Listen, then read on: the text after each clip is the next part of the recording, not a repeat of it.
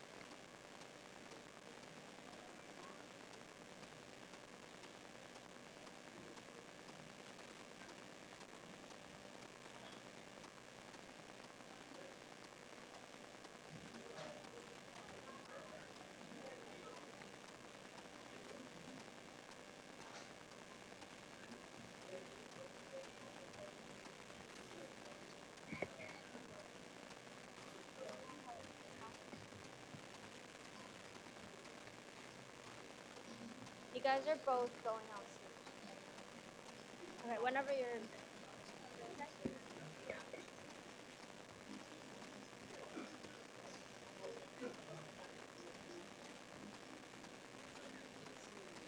没有，就给他们。对对，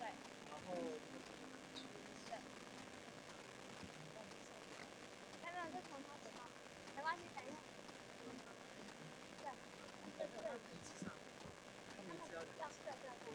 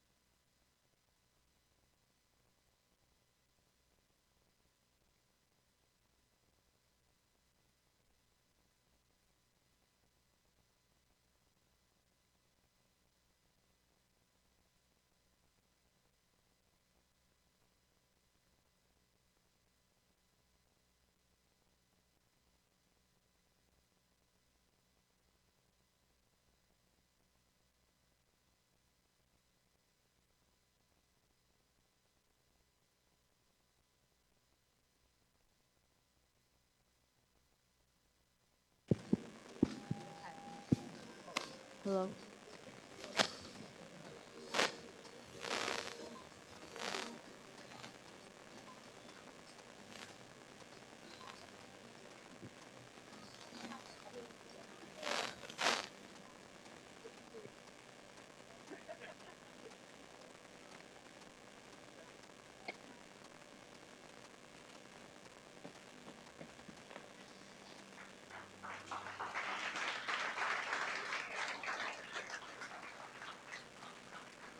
Good afternoon, everyone, and welcome. I'm Devin Cook, your host for this afternoon, as well as the executive producer of the MIT Inclusive Innovation Challenge. And I'm Flora Chu, the MIT IIC Asia Regional Lead, and I'm also one of your co-MCs today. And thank you for the cheers. We appreciate that enthusiasm. So we're thrilled to be here today for this MIT IIC Asia celebration. It is an important year for us. We're in our fourth year of the celebrations, and we could not be more pleased to be here. And we really owe a great debt of thanks and gratitude to the LCY Education Foundation for enabling us to bring this competition here to Taiwan. So thank you.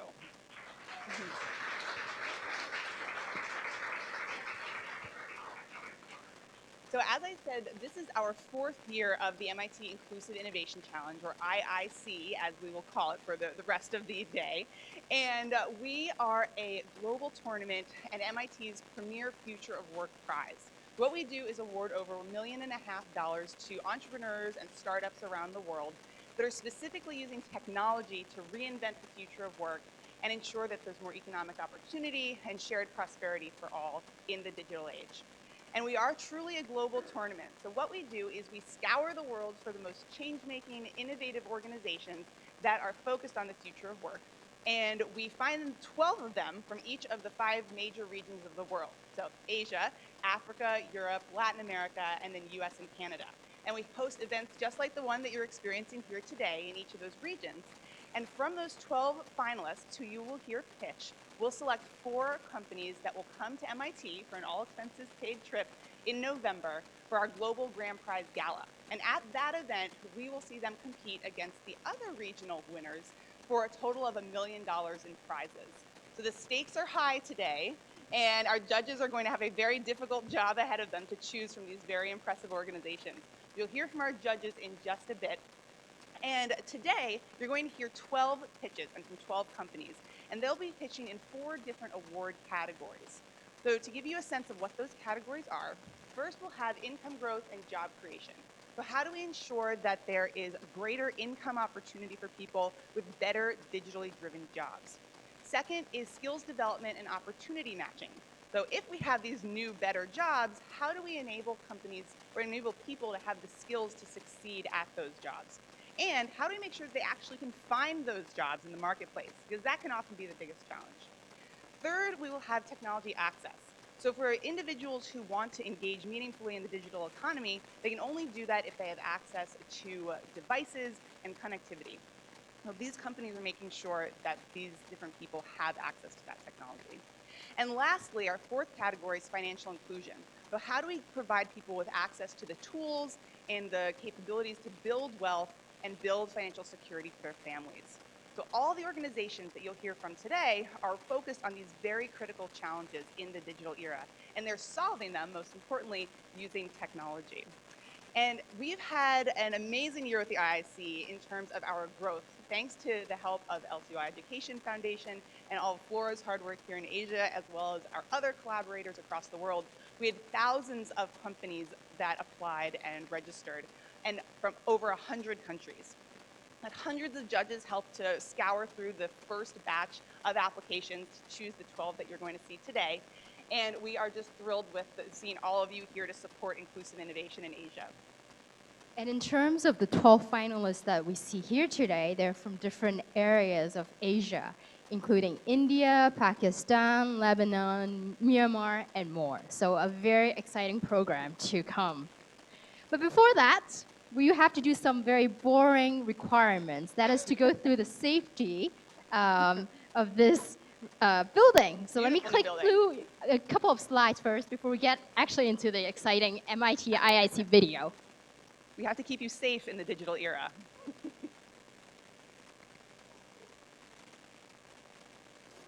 First floor, evacuation plan, done. Second floor, evacuation plan, done. If you make your way upstairs. Designated evacuation location. Finally, we're here. All right, We'll let's. all survive. Yes.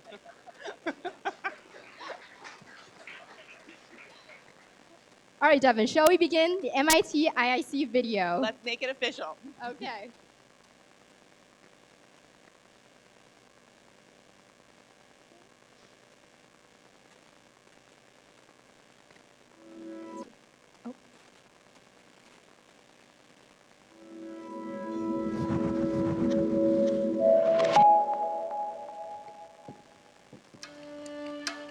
Once a century, if that, there's a wave of technology that is profound enough to change economies, change the pace of economic growth, change societies, and change the way companies operate, change the way we all live our lives. The first machine age allowed machines to take over a lot of the work of human muscles. Now, in the second machine age, machines are beginning to automate and augment the human mind. As technology races ahead, it can leave some people behind. The tone of the conversation around technology and around tech progress is sharply negative. People are worried, they are fearful in a lot of cases. There's growing unease about what the future looks like. People feel that technology is starting to run away with itself and humans are being left behind. And therefore tech progress is maybe even net negative. Maybe it's a bad thing to have. I just think that's wrong.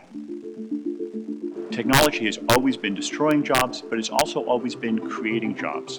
It's not what technology does to us, it's what we do with technology. Let's not bury the lead here. The lead is that our world and the state of humanity and the state of the natural world is improving overall very, very quickly because of tech progress. We wanted to highlight with the IIC the fact that innovators and entrepreneurs are doing things with these new technologies that are kind of the opposite of automating people out of existence, making their financial lives more precarious, and de-skilling and taking their jobs away. In 2018, the IIC has gone from one large challenge to a truly global tournament. What we've done is we have hosted challenges in all 5 regions of the world.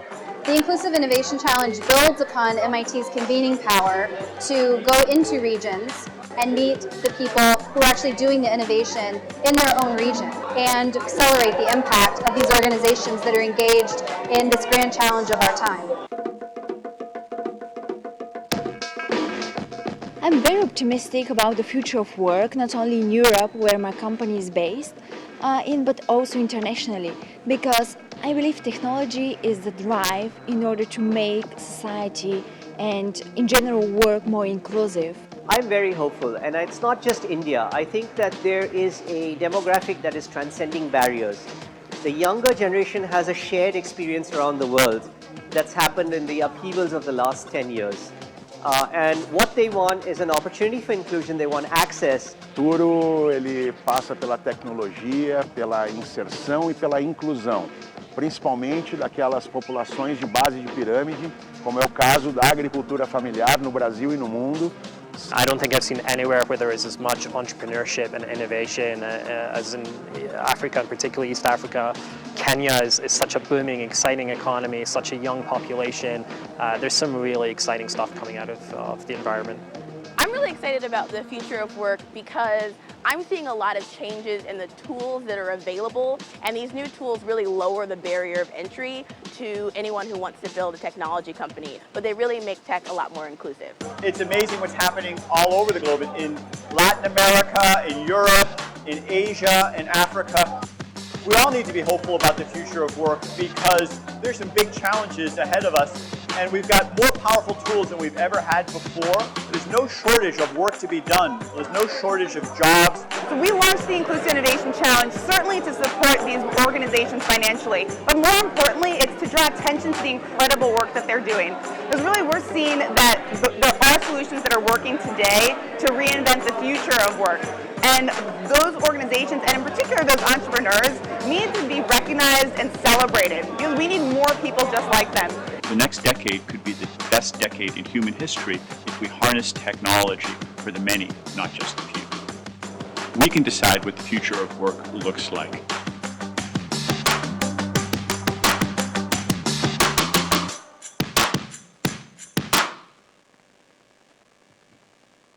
Okay.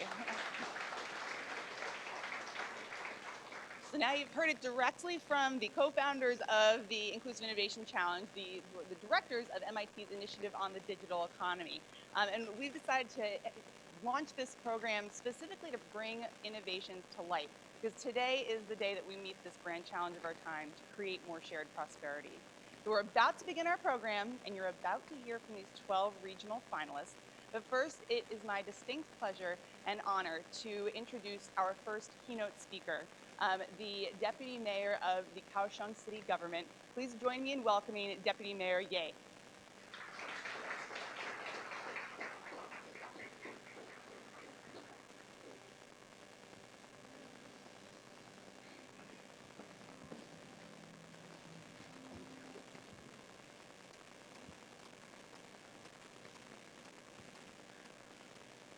Actually, I'm not giving a keynote speech. I'm trying to just give a welcome remark. Okay. Chairman Lee, Professor Fine, distinguished guests, and all participants. Early 80s, there was a civil war there, and my parents came to the US, and they were welcome. But what if that was today, and what if I were Syrian? We are facing the worst refugee crisis of our time. Over 70 million people today are forced to flee their home. Millions are stuck in limbo, in refugee camps, or in countries that don't give them a right to work. Yet millions are highly educated, and they are also highly connected. This is a refugee camp where I interviewed a biochemical engineer from Syria who's been there for years and has no idea of her future. At the same time, e-learning and e-services are rapidly on the rise. Netakallam operates on both of these fronts, hiring refugees like Noor, who I mentioned, to teach Arabic online to Kate, a student all the way in Baltimore. On the one end, Noor gets access to an income. On the other, students get affordable, flexible language practice. We operate at the intersection of millions of highly skilled, connected refugees, a growing demand for global language services, and the gig operating with a commission-based revenue model. Netakallam has earned over $1 million in revenue. We've also managed to provide through that revenue over $600,000 to refugees who've connected with thousands of learners worldwide, but also organizational clients like major US universities and major corporations like Unilever. We attribute our success to a team that understands both the demand and supply of their market. We have humanitarians, linguists, and educators. And with climate change ahead, an estimated 140 more million people will be displaced, making it urgent for us to find ways of integrating refugees into the global economy. What we've achieved to date has been with very basic low tech and mostly focused on Arabic. But there are dozens of languages to add and thousands of companies and individuals interested in our services. A 20K win today would go straight into our technology to help triple our impact. A win in Boston could help transform our technology using artificial intelligence, helping us with key hires, and helping us get towards our goal of providing $10 million in earned revenue to refugees.